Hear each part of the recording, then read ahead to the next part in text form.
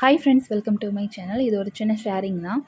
நான் இப்போ சொல்ல போகிற விஷயம் மாதிரி உங்களோட லைஃப்லேயும் நடந்திருக்கா அப்படின்னு சொல்லிட்டு கமெண்ட் பண்ணுங்கள். நடந்திருந்தது அப்படின்னா எஸ் அப்படின்னு சொல்லிட்டு கமெண்ட் பண்ணுங்கள். நம்மளோட ரிலேட்டிவோ இல்லை நம்ம ஃப்ரெண்ட்ஸோ இல்லை நம்ம கூட பிறந்தவங்க யாரோ ஒருத்தவங்க, இந்த மூணில் யாரோ ஒருத்தவங்க வந்து நம்ம உங்களோட பிரச்சனையை சொல்லி ஃபீல் பண்ணுறாங்க அப்படிங்கிறப்போ நம்ம வந்து அதுக்கு சொல்யூஷன் சொல்கிறோம் அப்படிங்கிற பேரில் சில அட்வைஸ் பண்ணுவோம். இந்த மாதிரி பண்ண அந்த மாதிரி பண்ணுன்னு சொல்லுவோம்.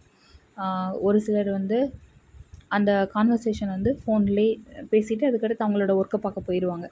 ஒரு சிலர் எப்படின்னா, ஒரு சில கேட்டகரி எப்படின்னா, அந்த பிரச்சனையை ஓவர் திங்க் பண்ணி பண்ணி அது எதுவும் நம்மளோட ப்ராப்ளம் மாதிரியே இது பண்ணி அவங்களோட ரியல் லைஃப் மூமெண்ட்டை விட்டுட்டு அவங்களோட பிரச்சனையை பற்றி யோசித்து ஓவர் திங்கிங்காக இருப்பாங்க.